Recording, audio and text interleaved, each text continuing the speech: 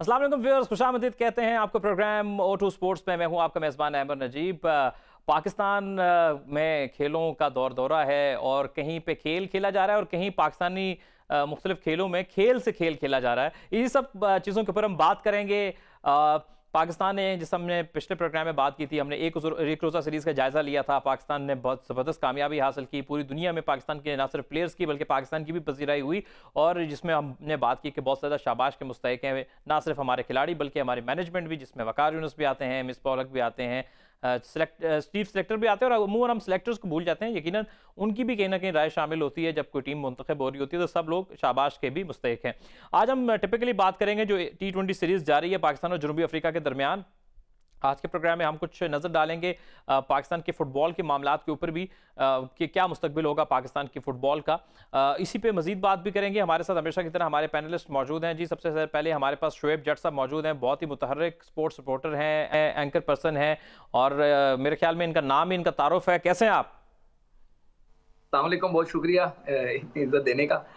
सारी इज़्ज़तें अल्लाह ताला की, हम तो उसके बंदे हैं जनाब। और हुमायूं नज़ीर हमारे पैनल में, आप इनको वक्तन फ़वक्तन देखते रहते हैं, हमारे एक्सपर्ट के तौर पर हमारे साथ मौजूद रहते हैं। अस्सलाम वालेकुम हुमायूं।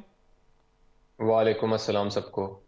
अच्छा, प्रोग्राम के बिल्कुल आगाज़ में हम कुछ फुटबॉल पे पहले बात कर लेते हैं। शोएब जट साहब की मौजूदगी का फ़ायदा उठाते हैं। शोएब जट साहब, पहले जब हम पिछले प्रोग्राम से आपसे बात हुई थी तो हमने वही खदशा जो सर पे ख़तरे के बादल मंडला रहे थे कि पाबंदी पाकिस्तान के ऊपर लग सकती है, और फिर वो पाबंदी अब लग चुकी है फीफा की जानिब से पाकिस्तान फुटबॉल फेडरेशन के ऊपर। पहले ये बताइए कि इस पाबंदी का नुकसान क्या हो सकता है, पाकिस्तान फुटबॉल को क्या नुकसान उठाना पड़ेगा, कितनी लंबी ये पाबंदी हो सकती है, और इसका हल क्या है, कैसे पाकिस्तान ये पाबंदी ख़त्म करवा सकता है? यार अहमर, पहले तो सवाल ये बनता है कि पिछले 8 साल से पाकिस्तान फुटबॉल का फायदा क्या हो रहा था। फुटबॉल का फायदा नहीं हो रहा था, फर्दों का, अफराद का फायदा हो रहा था। हर कोई माल बटोरी जा रहा था, अपने घर लेके जाता जा रहा था। आपके फुटबॉलर खुदकुशियां कर रहे थे, आपके फुटबॉलर फाका कशी में मजबूर थे। कई रिपोर्ट्स तो मैंने की हैं जिनमें बेचारे जो है वो खून के आंसू रो रहे हैं। उनके घरों के हालात जाके जब मैंने देखे रिकॉर्ड्स किए, फिर वो पूरी दुनिया को दिखाए, मैं खुद जो है वो आबदीदा था कि ये हमारे नेशनल हीरोज हैं, इंटरनेशनल स्टार्स हैं, उनके साथ ये रवैया अपनाया जा रहा है। आप इससे अंदाजा लगाएं कि पाकिस्तान के कप्तान ईसा खान, उनकी जॉब कुछ दिन पहले की बात है कि उनके डिपार्टमेंट ने उनको निकाल दिया। कई और डिपार्टमेंट इस तरह का काम कर रहे थे। तो फुटबॉल का तो बेड़ा गर्क हुआ था। जो आपने अपने इंट्रो में कहा कि कहीं खेल हो रहा है और कहीं खेल से खिलवाड़ हो रहा है, तो वो खिलवाड़ जो है वो पाकिस्तान फुटबॉल में हो रहा था।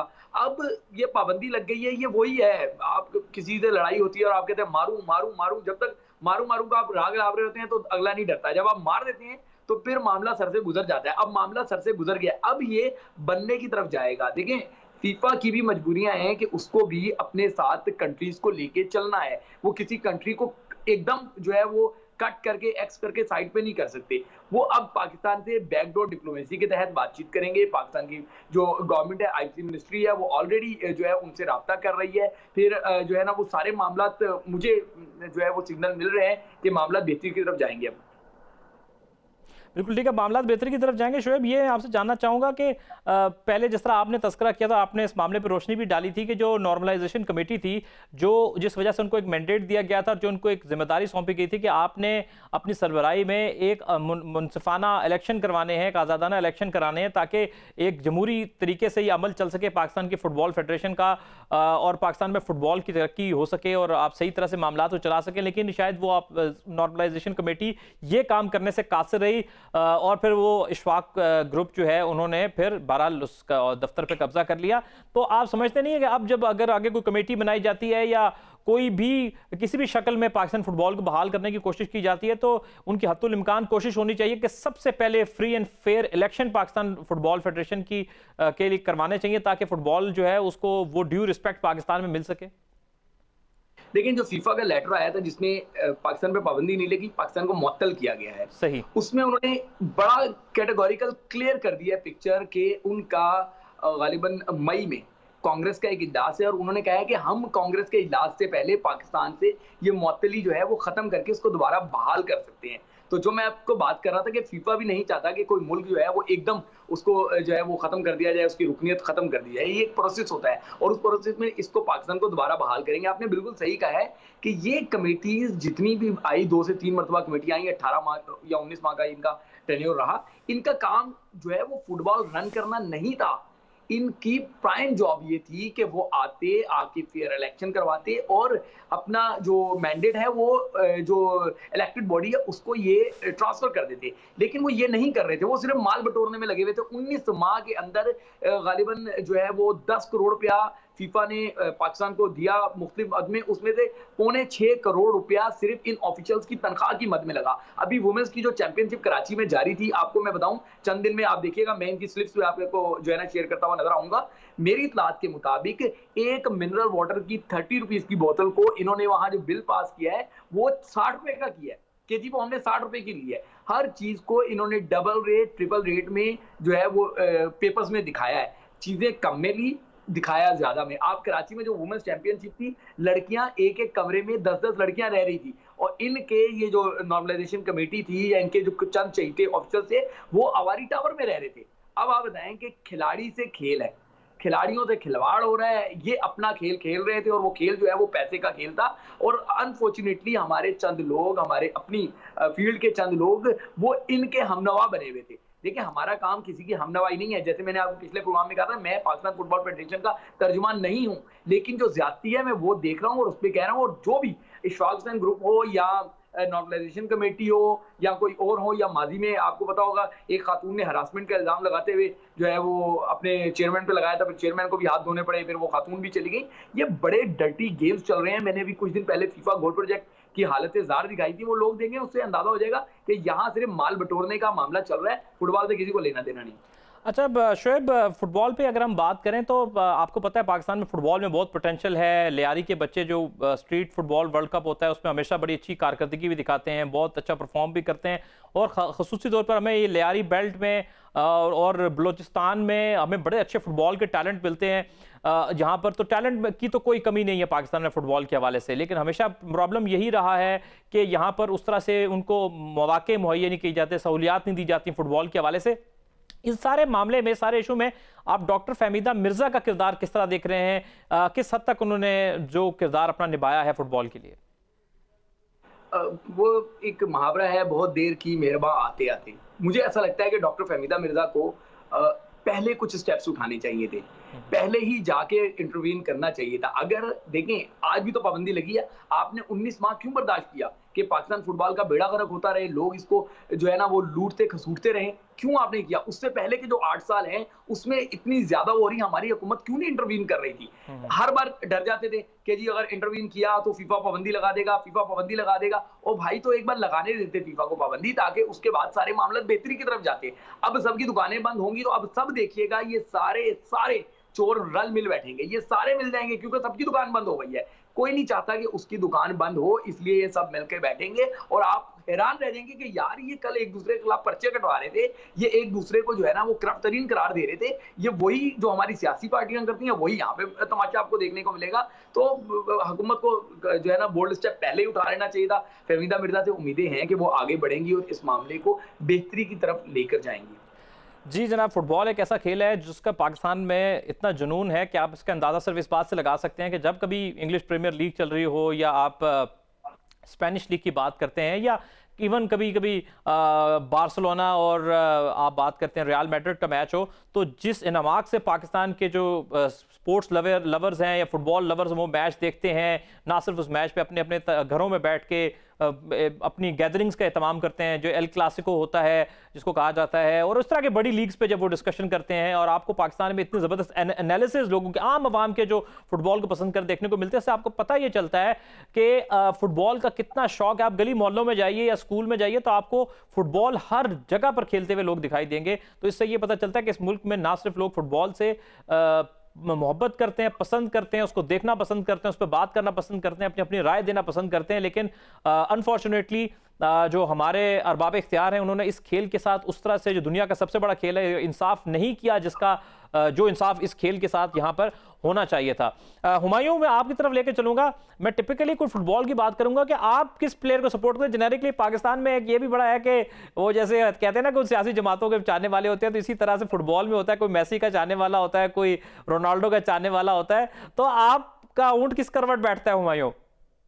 थोड़ी सी मैं आपकी बात आगे लेके जाऊंगा, फिर मैं बताऊंगा, क्योंकि जैसे आपने बताया पाकिस्तान में फुटबॉल बहुत देखी जाती है। मुझे मौका भी मिला 2014 का फीफा वर्ल्ड कप मैंने कवर भी किया था पाकिस्तान में पीटीवी स्पोर्ट्स पे, और जितना रिस्पांस मिला था उस टाइम और जितनी अवाम हमारा वो देखती थी, आई वुड से कि इट्स नन टू अदर, मतलब क्रिकेट की तरह बहुत ज्यादा, और खासतौर पर यूथ जो है वो फुटबॉल बहुत देखती है। और अगर आप मेरी बात करें तो जब मैं अपने स्कूल लेवल में, जब मैं एचएसएम में पढ़ता था, वैसे तो बहुत ज्यादा क्रिकेट थी, मैं फुटबॉल खेलता था। I was a football player, मैं राइट बैक खेलता था और मुझे बड़ा शौक था फुटबॉल का। एक जमाने में तो शौक था प्लेयर भी बनूं, बट अनफॉर्चुनेटली पाकिस्तान में जो ये सिचुएशन, आप बन नहीं सकते, आपको पढ़ाई को ज्यादा अहमियत देनी होती है। सो फुटबॉल एक इस तरह की गेम है जो सबसे खास बात यह है कि आपको एक बॉल चाहिए, फील्ड चाहिए, कहीं भी आप खेल सकते हो, खर्चा बहुत कम है इसे खेलने का, और जिसके पास स्किल होता है वो बहुत आउटस्टैंड भी कर सकता है, प्रैक्टिस से अपना स्किल बिल्ड भी कर सकता है।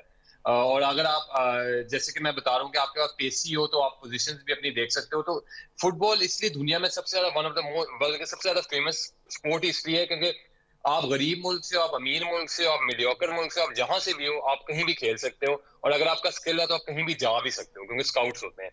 तो इस मामले में it's a very good game, और एक बड़ी अनफॉर्चुनेट बात है कि पाकिस्तान जिसकी इतनी बड़ी पॉपुलेशन है, उसके अंदर ये गेम लोग खेलने के इतने शौकीन है, लोग देखना चाहते हैं, और वो इतनी बुरी तरह पॉलिटिक्स के या ये जो है इनकी ऑर्गेनाइजेशन इनके फड्डों के बीच में फंसी हुई है। तो इट्स वेरी अनफॉर्चुनेट, और आई होप कि ये जल्दी सॉल्व हो। अब आपने मेरे से बात की मेरे फेवरेट प्लेयर कौन है। जी, मैं जब बड़ा हो रहा था तो मैं वैसे तो चेल्सी फैन हूँ, सबको पता है, मैं हमेशा चेल्सी को सपोर्ट करता हूँ, पर मेरे टाइम में आर्सेनल के टेरी ऑनरी थे, he was my favourite player. जो उनकी क्लास थी, जो उनकी फॉर्म थी, फ्रांस की तरफ से वो खेलते थे, जिनेदिन जिदान की कप्तानी में भी वो खेले हुए हैं। तो मेरे फेवरेट प्लेयर टेरी ऑनरी थे। और अभी इस एरा में बात करें तो मेसी और रोनाल्डो की डिबेट में मैं हमेशा रोनाल्डो को सपोर्ट करता हूँ, क्योंकि मुझे पेस और पावर जो है वो ज्यादा अच्छी लगती है। जनाब, मेसी और रोनाल्डो की डिबेट में हुमायूं जो हैं वो रोनाल्डो के फ़ैन हैं, और हमने कुछ प्रोग्राम के पहले इससे में कुछ डिस्कस करने की कोशिश की पाकिस्तान फुटबॉल के कुछ मामलात के ऊपर, क्या पाबंदी के बाद सूरत हाल हो सकती है, जिसमें शोएब जट साहब ने बड़ी तफसीली आप तक रिपोर्ट पहुंचाई और तफसील से आपको बताया कि क्या सूरत हाल है, कहाँ स्टैंड करती है पाकिस्तान की फुटबॉल, और क्या इकदाम होने जा रहे हैं, क्या हो सकते हैं पाकिस्तान की फुटबॉल को लेकर के। इस वक्त हम एक ब्रेक की तरफ, ब्रेक का वक्त हुआ चाहता है, ब्रेक की तरफ हमें जाना है। सो ब्रेक के बाद जब हम लौट कर आएंगे बाकी डिस्कशन करेंगे, कुछ पाकिस्तान की T20 सीरीज जो जारी है उस पर भी बात करेंगे। हमारे साथ रहिएगा।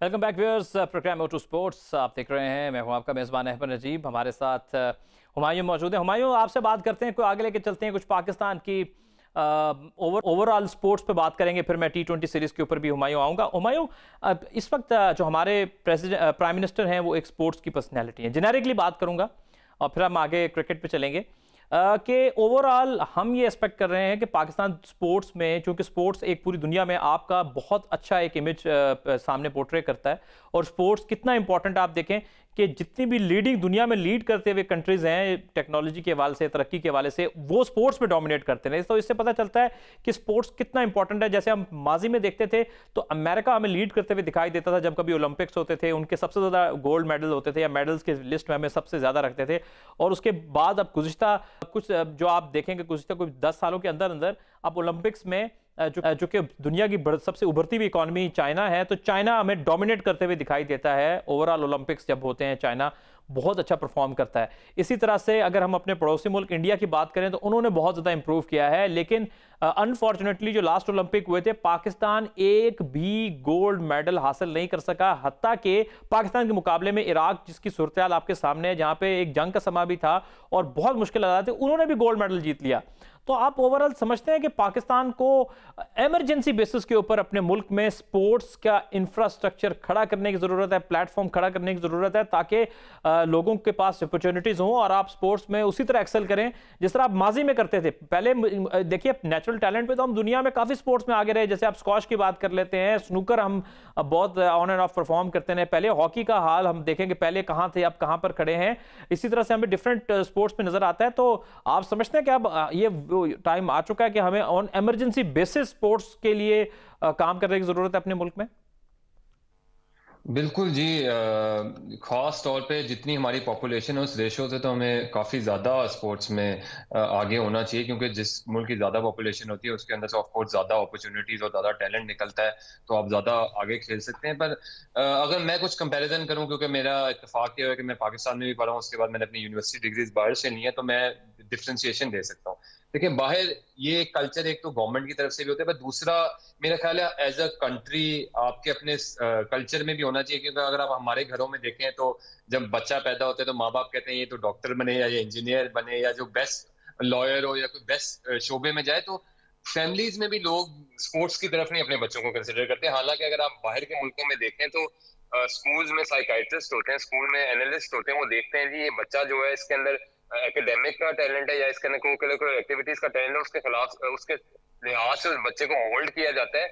और जो बच्चा थोड़ा देखा नहीं, आप देखते होंगे हाइपर होते हैं, उनको वो ज्यादा स्पोर्टिंग एक्टिविटीज में डालते हैं बचपन से ही, ताकि ना उनकी जो हाइपरनेस है वो कम हो, वो काम और वो खेलें।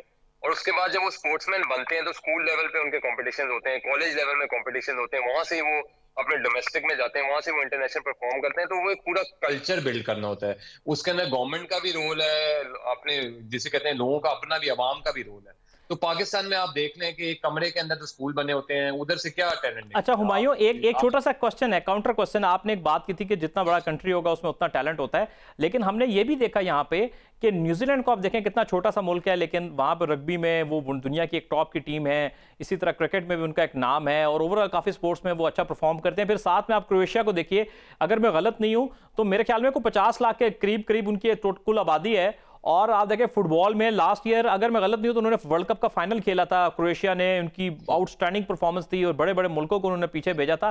तो इससे हमें ये नहीं, साथ में ये भी तो सीखने को मिलता है कि अगर आपके मुल्क में आप स्पोर्ट्स को वैल्यू करते हो, आप स्पोर्ट्स पे इन्वेस्ट करते हो, तो आप जो है वो बड़े बड़े कंट्रीज को भी जो है वो जेर कर सकते हैं। बिल्कुल, और ये मैं आपको इसी में कह रहा हूँ कि हमारी पॉपुलेशन के, मैं ये नहीं कह रहा टैलेंट ज्यादा, मेरा कहने का तो हमारी पॉपुलेशन इतनी बड़ी है कि इसका कुछ परसेंट भी है तो बहुत आगे जाना चाहिए कंपेयर टू जिनकी कम वो इतने आगे जाते हैं। तो इस ये कह रहा हूँ अनफॉर्चुनेट बात है कि हमारे इतने ज्यादा लोग हैं फिर भी हम स्पोर्ट्स की फील्ड में नहीं नजर आते। और यही जो मैं डिफरेंशिएशन करना चाह रहा था कि जो मैं आपको एक्सप्लेन करूं कि बाकी मुल्कों में स्कूल से, कॉलेजेस से, फिर डोमेस्टिक से, फिर आप इंटरनेशनल में आते हो। आप एक एग्जांपल ले लें, जेम्स ब्लेक जो कि अमेरिका के बहुत बड़े टेनिस प्लेयर थे, वर्ल्ड नंबर 3 भी रहे हैं, वो हार्वर्ड के ग्रेजुएट थे और वो वहां की टेनिस से खेल के वो अमेरिका की टेनिस में आए। आप अगर देखें दुनिया में तो यूनिवर्सिटीज के जो होती हैं टीम्स, उनके अंदर जो बाकायदा कॉम्पिटिशन होते हैं। आप न्यूजीलैंड का हिसाब ले लें, न्यूजीलैंड में कॉलेज लेवल में आपको 2 स्पोर्ट्स चूज करनी होती है और आप न्यूजीलैंड के अक्सर प्लेयर देखें, या तो वो रग्बी प्लेयर होते हैं या वो क्रिकेट प्लेयर होते हैं, उन्होंने दोनों स्पोर्ट्स खेली होती हैं। इस तरह आप ऑस्ट्रेलिया का एग्जांपल ले लें, ऑस्ट्रेलिया की एशली बार्टी जो कि पिछले साल फ्रेंच ओपन जीती थी, उन्होंने बीच में टेनिस छोड़ दी थी क्योंकि उन्होंने स्कूल लेवल में क्रिकेट खेली थी, उन्होंने 2 साल बिग बैश खेली ब्रिस्बेन की तरफ से, और फिर वो वापस टेनिस पे आई और वो वर्ल्ड नंबर 1 बनी, उन्होंने फ्रेंच ओपन जीता। तो स्पोर्टिंग कल्चर आप देखें कि उनको बचपन से ही बच्चों को वो मोल्ड कर लेते हैं कि ये बच्चा इतना एक्टिव है, ये फिजिकली इतना स्ट्रांग है कि हम इसको स्पोर्ट्स में प्रमोट करें, और उसके बाद उसके लिए मौके हैं, स्पॉन्सरशिप आ जाती है। अच्छा हुमायूं, अभी आप बात कर रहे हैं स्पोर्टिंग कल्चर की, तो शोएब जट साहब भी हमारे साथ मौजूद है। मेरे जहन में एक वीडियो आ रही है, हमारे एक बड़े अच्छे एक स्पोर्ट्स के दोस्त हैं उबैद अवान साहब, उन्होंने ट्विटर पे एक वीडियो शेयर की थी जिसमें एक बच्चा जो है वो, उसके वालिद उसको लेके आते हैं ग्राउंड में और उसकी धुलाई करते हैं और वो बच्चा फिर भागता है आगे और वालिद पीछे होते हैं। तो हमारे यहाँ तो स्पोर्ट्स को जो है वो एक फजूल काम समझा जाता है और उस पर तो बच्चों की अक्सर पिटाई भी होती है। तो शोएब जट साहब, ये हमें कितना बेहतर करने की जरूरत है अपना स्पोर्टिंग कल्चर। वालिदैन तो अक्सर पहले ये समझते थे कि शायद ये बच्चे बिल्कुल वक्त ज़ाया कर रहे हैं जो स्पोर्ट्स खेलते हैं या कहीं उनके इस तरह के फेस्टिवल में भी जाते हैं। अहमद देखें, कुछ कड़वी बात है, उसको रियलाइज करने की जरूरत है। हुमायूं जो है वो बेहतर बात कर रहे हैं क्योंकि वो मल्टीकल्चरल देख चुके हैं, पाकिस्तान का सोसाइटी देख ली, बाहर से करके आगे, लेकिन हमारी ग्राउंड रियलिटीज कुछ अलग हैं। आप देखें, हम हॉकी में रूल करते थे और हॉकी में हमारे पास बेशुमार खिलाड़ी होते थे। उसकी वजह ये नहीं थी कि हम रूल करते थे, उसकी वजह ये थी कि हॉकी प्लेयर को अच्छी जॉब मिल जाती थी। अगर वो नेशनल प्लेयर हो जाता था, इंटरनेशनल प्लेयर नहीं भी होता था, तो उसको कस्टम ले लेता था, पीआईए ले लेता था, बड़े डिपार्टमेंट मिल जाते थे। तो आपको डिग्री लेके नौकरी नहीं मिलती थी, लेकिन कलर लेके आपको नौकरी मिल जाती थी। फिर उसके बाद क्रिकेट में देखें कि वहां पे क्रिकेट, वहां हॉकी में जॉब्स खत्म हुई, हॉकी का आज बेड़ा गर्क हो गया। क्रिकेट आपने देख लें कि क्रिकेट में जब तक जॉब्स थी, आपके पास बेंच पे लड़के बैठे हुए थे। ये तो अभी हम बड़ी जो है ना वो दावे करते हैं ना कि जो हमारे पास रॉ मटेरियल है, नेचुरल टैलेंट है और पता नहीं क्या क्या जमीन आसमान हम एक कर देते हैं। यकीन करें, जब से डिपार्टमेंट क्रिकेट खत्म हुई है और आगे आने वाले दिनों में आपको इसके जब आफ्टर शॉक्स मिलेंगे, आपको मिन्नतें करेंगे कि आज पाकिस्तान से खेल लो, आपके लोग नहीं होंगे। वजह यह है कि आपको परमानेंट जॉब नहीं मिलती। पाकिस्तान का कल्चर जो है वो स्पोर्ट्स को हमेशा जॉब से रिलेट करता है, तभी उसको जाके जो है ना बूम मिलता है। अब आप आ जाए बिल्कुल निचली लेवल पे चले जाएं, आप अपने स्कूल में जाएंगे, जब आप फीसिस पे करते हैं मैट्रिक की, तो आप या ओ लेवल की, आप देखिएगा कि उनके उस सारे बजट में लिखा होता है कि आपका इतने परसेंट जो फीस है वो आपकी स्पोर्ट्स के लिए है। और कौन से स्कूल में स्पोर्ट्स होता है यार? मैं खुद कई स्कूलों को जानता हूं जिनके पूरे पूरे ग्राउंड होते थे, वहां कब्जा हुआ, वो चीजें बिक गई कराची में। यही हाल जो है ना पूरे पाकिस्तान का होगा। आपकी नर्सरी जो है वो स्कूल है, स्कूल में क्रिकेट खत्म कर दी गई, हॉकी खत्म कर दी गई, बैडमिंटन खत्म कर दी गई, स्क्वाश, टेबल टेनिस, कितने गेम्स है। स्क्वाश तो खैर स्कूलों में नहीं होती थी, लेकिन जो जो स्कूल के प्रेमिसेस में गेम्स होते थे वो खत्म कर दिए गए। उसका नतीजा क्या निकल रहा है कि अब आपके बच्चे जो हैं वो बस शॉर्टकट के चक्कर में होते हैं कि यार सरकारी नौकरी मिल जाए, कहीं जाके जो है ना किसी कंपनी में लग जाऊं, कहीं कहां कर दूं। उसको पता ही नहीं है कि स्पोर्ट्स उसको सक्सेसफुल लाइफ दे सकता है। ये जो पेरेंट्स के भी हमारी बात कर रहे थे या आप बात कर रहे थे, पेरेंट्स का मामला ये है कि वो बच्चे, उनकी उम्मीद होती है उनके बुढ़ापे की, उनकी नस्लें संवारने की। जब वो देखेंगे कि यार मेरा बच्चा, उसमें टैलेंट है हॉकी का, उसमें क्रिकेट का टैलेंट है, वो वहां मेहनत करके भी क्या करेगा? धक्के खाएगा। तो वो उसको धक्के के बजाय जूते मारते हैं ताकि वो स्पोर्ट से हटे और वो जाके पढ़े। तो पढ़ के कम से कम 18-20 हजार का मुलाजिम तो लग जाएगा, 25,000 रुपए तो कहीं से हासिल कर देगा। क्रिकेट में, हॉकी में, दीगर खेलों में जाके वो बेचारा क्या करेगा? धक्के धक्के धक्के और आखिर में फिर धक्के। बिल्कुल सही है, धक्के। और इससे अंदाजा ये होता है कि पाकिस्तान में कोई भी खिलाड़ी बनना या क्रिकेटर बनना इतना आसान नहीं है। आपको ग्राउंड लेवल पर मुश्किलात, वालिदैन की झिड़कियां और फिर आगे जो बाकी मसाइल हैं वो सामना करके या एक क्रिकेटर आगे आता है। तो it's not a piece of cake for any cricketer कि आप पाकिस्तान के लिए रिप्रेजेंट करें। टैलेंट के साथ आपके अंदर हौसला भी बहुत ज्यादा होना चाहिए। हम जल्दी से T20 सीरीज के ऊपर आते हैं। T20 सीरीज पाकिस्तान और जनूबी अफ्रीका के दरमियान जारी है। हुमायूं, आपसे बात करना चाहूंगा कि आपके ख्याल में ओवरऑल पाकिस्तान चूंकि एक्सपेरिमेंटेशन भी कर रहा है, जो चीफ सेलेक्टर मोहम्मद वसीम, तो उन्होंने कहा था कि ये कुछ सीरीज हैं जिसपे हम एक्सपेरिमेंट करेंगे और ताकि हमारे पास थोड़ा सा, चूंकि अभी वक्त है, हमने कुछ T20 काफी मैचेस खेलने हैं और T20 वर्ल्ड कप से पहले कि हमें पता चल जाए कि हमारे बेहतरीन 11 कौन से हो सकते हैं T20 वर्ल्ड कप के लिए। तो एक तरफ तो ये मामला है कि मोहम्मद रिजवान जो है वो बड़ी अच्छी T20 में ओपनिंग करते हुए आ रहे हैं। अब सवाल ये पैदा होता है कि फखर जमान भी सिलेक्ट हो गए हैं और शर्जील को भी आपके पास रडार में मौजूद हैं। तो हुमायूं, आपके ख्याल में वो कौन सा ओपनिंग पेयर हो सकता है जो पाकिस्तान को ज्यादा स्टेबिलिटी दे सकता है T20 में? क्या रिजवान को मिडिल ऑर्डर में जो बेहतर परफॉर्म करेंगे, या फिर जिस तरह T20 में अच्छी फॉर्म को लेकर चल रहे हैं वो बेहतर हो सकता है पाकिस्तान के लिए? बिल्कुल, इस सवाल पे जाने से पहले थोड़ा सा मैंने लास्ट टॉपिक पे बात करनी थी, मैं आगे जाऊंगा। बात हो रही थी फैसिलिटीज की। मैं जिस जगह में पढ़ा था मेरे पास सारी फैसिलिटीज थी। मेरे पास टेनिस भी थी, फुटबॉल भी थी, हॉकी भी थी, मैं HSN में था, बेस्ट पाकिस्तान की फैसिलिटीज थी। तब भी हमारे माँ बाप, और मुझे बड़ा शौक था स्पोर्ट्स का, हमें नहीं खेलने देते थे। वही वाली बात कि आपका फ्यूचर कोई है नहीं, आपको कोई नौकरी मिलेगी नहीं, पढ़ाई करोगे, डिग्री करोगे तब आप कहीं जाओगे। तो ये पाकिस्तान के कल्चर का हिस्सा है, ये सोच चेंज करनी होगी। और वही वाली बात, ये जिस तरह आप लोगों को जब प्रमोट करेंगे या जॉब्स मिलेंगी तब भी होगा, वरना बहुत मुश्किल है जितनी मर्जी पॉपुलेशन हो जाए। वापस आता हूँ जी मैं ओपनिंग की तरफ। बिल्कुल आप ये बात कर रहे हैं कि ओपनिंग में नया हमने क्या कॉम्बिनेशन होने चाहिए। फखर जमान को हमने T20 में इंक्लूड कर दिया। अब हमारे पास कॉम्बिनेशन डिफरेंट बन गया है। हैदर अली भी हैं, रिजवान भी हैं, बाबर भी हैं, शर्जील भी हैं, फखर भी हैं, 5 लोग हैं। अब हमने यही देखना है कि इस कॉम्बिनेशन में बेस्ट कौन सा होगा। कुछ लोग कहते हैं कि जी बाबर और रिजवान जब ओपन करते थे तो हमारा, जिसे कहते हैं, स्कोरिंग रेट बहुत लो हो जाता था, वो एंकर तो कर लेते थे पर बाद में जब हिटिंग की जरूरत हो तो प्रॉब्लम होती थी। उस स्ट्रगल के लिए फिर हम शर्जील को इंक्लूड किया गया। फर्स्ट प्रेफरेंस है जी शर्जील हमारे के, वो आए अटैक करें, उसके बाद वो रिजवान के साथ आए और फिर बाबर वन डाउन आए। बीच में ये भी ट्राई किया गया कि रिजवान और हैदर अली जाएं और बाबर फिर वन डाउन आए, तो मौके की नसाकत से और अब फखर जमान भी आ गए, तो अब ये समझ नहीं आ रही कि इसमें अनस्टेबिलिटी क्या लेंगे। फखर जमान और शजील दोनों चले जाएं, बाबर वन डाउन है तो रिजवान को हम नीचे ले आए। जो काफी हद तक कहा यह जाता है कि रिजवान का फिर जब नीचे लेके आते हैं फिर रोल काफी हद तक खत्म हो जाता है, फिर वो 8वें नंबर पे आए क्योंकि मिडिल ऑर्डर में वो इतना परफॉर्म नहीं कर सकते।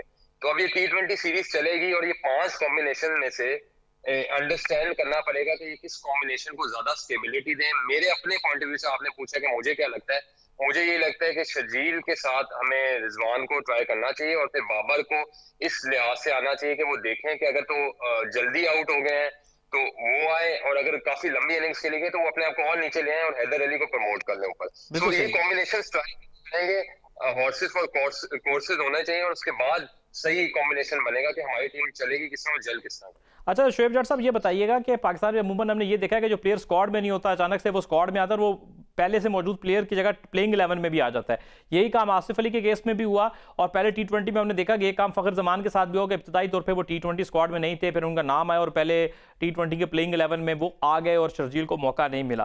तो ये आपको लगता है कि सिलेक्शन कमेटी और टीम मैनेजमेंट फिर एक पेज पे नहीं है, सिलेक्शन कमेटी और तरह से सोच रही है और टीम मैनेजमेंट की जो शायद प्रायोरिटीज हैं वो प्लेयर्स को लेकर वो डिफरेंट है? अहमद, पहले तो आपकी तस्दीक कर दूं कि तजर्बात पाकिस्तान नहीं कर रहा, तजर्बात तो जनूबी अफ्रीका कर रहा है। 5 खिलाड़ियों को IPL खेलने भेज दिया, 4 खिलाड़ी जो है वो कोई इंजरी का नाम और कोई अपनी जाती मसरूफियात की ऐसे चला गया, तो आपके 9 बेहतरीन खिलाड़ी चले गए।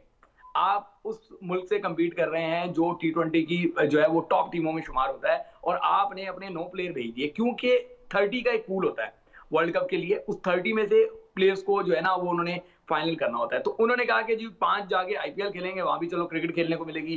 4 को रेस्ट दे दिया उन्होंने, अपना फ्रेश दस्ता जो है वो मैदान में उतारा कि ये जाएं और परखा जा सके इनको कि इनमें प्रेशर लेने की कितनी एबिलिटी है और किस किस्म के जो है वो जोड़ियां बनाई जा सकती हैं, किस तरह एक्सपेरिमेंट्स किए जा सकते हैं। इसके बरक्स हमारे आप देखें कि हम होम सीरीज में खेल रहे थे, चाहे अपोनेंट हरीफ था, फुल स्ट्रेंथ के साथ गए, ये खौफ था कि हार ना जाए, फिर भी जिम्बाब्वे से एक मैच हम हार जाते हैं, ठीक है।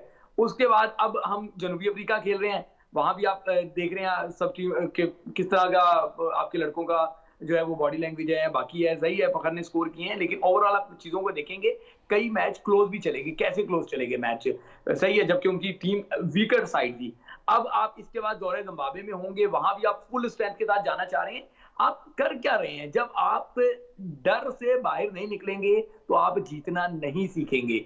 आप एक बात को ज़हन नशीन रखें कि वर्ल्ड कप आपने इंडिया में जाकर खेलना है, सही है। ऑल्दो के कोविड है, लेकिन इंडिया अड़ा हुआ है कि जब हम IPL करा सकते हैं तो वर्ल्ड कप भी कराएंगे। तो जब आपने इंडिया में जाकर खेलना है तो तब सारी टीमें पूरी तैयारियों से आई होंगी। आप अपने लड़कों को इतना खिला रहे हैं कि ना उनको बेंच रेस्ट मिल रहा है कुछ लड़कों को, और कुछ अब शाहीन अफरीदी को मुसलसल आप खिला रहे हैं। क्या तोड़ना है उसको? वर्ल्ड कप में वो क्या करेगा? आप यहाँ पे यंग गन के साथ चले जाते, दूसरे किसी लड़के को ले जाते, ताकि अगर अनफॉर्चुनेटली कोई खिलाड़ी अनफिट हो जाए, कोई और इश्यू किसी को हो जाए, तो आपके बेंच प्लेयर के पास कम से कम मैच एक्सपीरियंस तो हो। उसको मैच प्रैक्टिस नहीं मिलती। तो मुझे ऐसा लगता है तजर्बात वो कर रहे हैं, हम नहीं कर रहे। बिल्कुल ठीक है जी, तजुर्बात जनूबी अफ्रीका कर रहा है, पाकिस्तान उस तरह से तजुर्बात नहीं कर रहा है, कहना शोएब जट साहब का। इस वक्त हम पे जाना है, ब्रेक के बाद लौट कर आएंगे तो कुछ थोड़े से और इश्यूज हैं जिनको हमने डिस्कस करना है स्पोर्ट्स के इस प्रोग्राम में। हमारे साथ रहिएगा।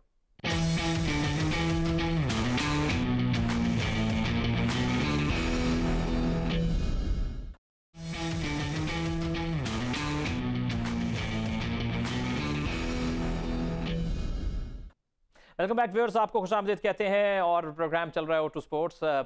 कुछ डिस्कशन को आगे लेकर चलते हैं जी, और हम बात कर रहे थे जो T20 सीरीज के हवाले से हुमायूं, आपसे स्टार्ट करूंगा कि जिस तरह भी शोएब जट साहब ने भी हमारी तरह तवज्जो दिलाई इस तरफ के शाहीन अफरीदी बहुत तवील अरसे से रेगुलर पाकिस्तान के लिए क्रिकेट खेलते आ रहे हैं, डोमेस्टिक टूर्नामेंट्स भी आप उनको खेलता हुआ देखते हैं।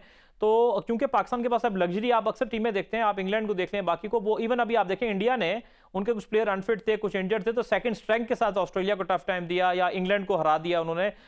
तो पाकिस्तान क्या ऐसा नहीं कर सकता? जो लड़के अभी T20 या PSL खेल कर आ रहे हैं, जो यंगस्टर्स हैं, उनको बीच में ट्राई करके थोड़ा सा शाहीन का जो वर्कलोड है मैनेज किया जाए। अरशद इकबाल हैं, बड़े अच्छे प्रॉस्पेक्ट हैं, फिर आपके पास हारिस हैं, हसनैन हैं, फ़हीम अशरफ यहाँ पर मौजूद हैं और बड़े आपके पास काबिल नाम मौजूद हैं। तो क्या उनको ट्राई करके थोड़ा रेस्ट नहीं दी जा सकती शाहीन अफरीदी को?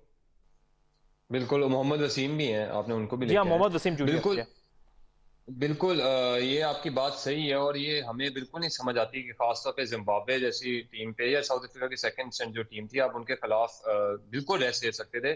क्योंकि देखिए ना, अगर तो ओडीआई मैच चल रहा है तो टेस्ट मैच चल रहा है समझ आती है, क्योंकि चैंपियनशिप आपको पॉइंट्स चाहिए और हर मैच इंपॉर्टेंट है, आपने हर मैच जीतना है, तो उधर तो आप नहीं कर सकते। पर जब आप T20 की साइड पे आते हैं तो वहां तो आप एक्सपेरिमेंट्स कर सकते हैं और दुनिया की हर टीम एक्सपेरिमेंट करती है। आप देखें जिन्होंने जिस टीम ने भी दुनिया में, इंग्लैंड ले लें, इंडिया ले लें, ऑस्ट्रेलिया ले लें, न्यूजीलैंड ले लें, उन्होंने अगर किसी प्लेयर को देखना होता है, यंगस्टर को चांस देनी होती है, वो T20 में खिला देते हैं और उसको देख लेते हैं अंडर प्रेशर क्या परफॉर्म कर रहा है, और उसके बाद वहां से डिसाइड हो जाता है कि वो लॉन्गर फॉर्मेट भी खेल सकता है, ओडीआई में जा सकता है, टेस्ट में जा सकता है।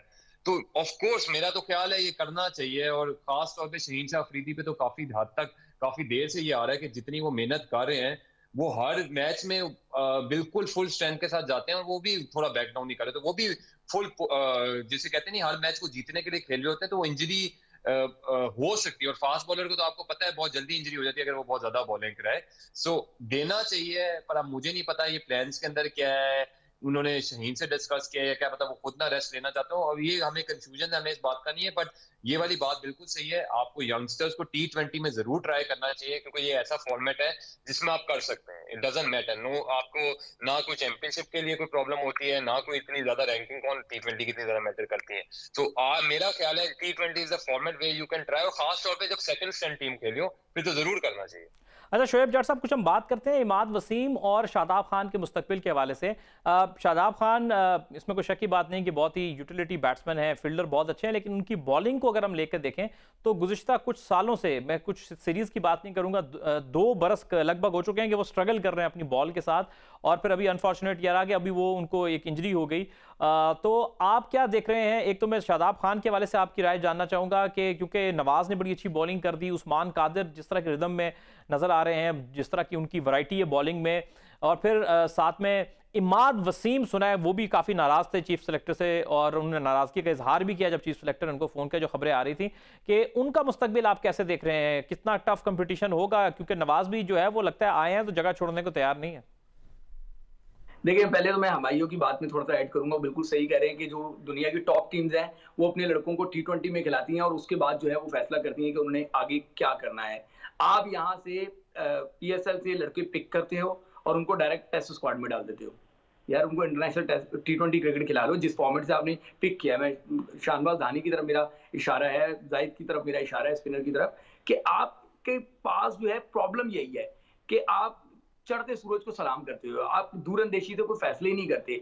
जब एक लड़के को आप देख रहे हैं, उसकी स्ट्रेंथ को आप जज करें, एनालाइज करें, फिर उसको देखें कि किस तरीके से जो है ना उसको आपने आगे लेके चलना है। हमारे यहाँ यही मामला है, हम हर चीज में जो है वो घबरा के रहते हैं और उसका नतीजा ये निकलता है कि आप लॉन्ग टर्म पॉलिसीज नहीं बना सकते या फ्यूचर प्लानिंग नहीं कर सकते। आप तो बस डंग टपाओ, जो पंजाबी में कहते हैं, कि उस वक्त जो है को निकाल रहे होते हैं कि बस आज का वक्त निकल जाए, कल की कल देखी जाएगी, परसों की परसों देखी जाएगी। आप देखिएगा कि ये वक्ती तौर पे तो सारे मामला हो रहे हैं। वक्ती तौर पे आपको लग रहा है कि यार देखो बाबर आजम की बड़ी अच्छी फॉर्म लगी हुई है, शाहीन बहुत आउटस्टैंडिंग खेल रहा है। एक खिलाड़ी का, जो भी खिलाड़ी रहते हैं वो ये बात रियलाइज करेंगे, एक पैच होता है, बैड पैच भी एक मुख्तसिर वक्त का होता है और गुड पैच भी जो है ना वो एक सर्टन टाइम होता है। उसके बाद वो डिक्लाइन की तरफ जाते हैं या थोड़ा सा उसकी उसमें फ्रीजिंग जरूर आती है परफॉर्मेंस में। तो आपकी जो टॉप गन्स हैं आप उनको रेस्ट करवाते, आप यंग गन्स के साथ जाते, या वो एक्सपीरियंस जिनको आपने रिकॉल करना था। अब वर्ल्ड कप खड़ा होगा और ये मलिक साहब को लेकर आ जाएंगे टीम में, सही है, इतना एक्सपीरियंस आपने बाहर रखा हुआ है। हफीज मजबूरी में, इनकी मजबूरी बनी हुई है, इनकी गले की हड्डी जो है ना वो मोहम्मद हफीज बने हुए हैं। अगर इनके गले की हड्डी ना होते, ये मोहम्मद हफीज के साथ भी यही करते कि कभी उसको ले लिया, कभी जो है ना उसको बाहर कर दिया। तो ये चीजें जब तक पाकिस्तान दूर अंदेशी से नहीं सोचेगा, जब अपने विजन को जो है वो बड़ा नहीं करेगा, तब तक पाकिस्तान को साथ बहुत सारे मसाइल आएंगे। कुछ इसमें कसूर हमारी जनरेशन का भी है, हमारी जो है वो कौम का भी है कि इनको सिर्फ जीत चाहिए। जिम्बाब्वे से भी लड़ रहे हैं तो ये कहते हैं बस आउटस्टैंडिंग, हमें जीतना ही जीतना है।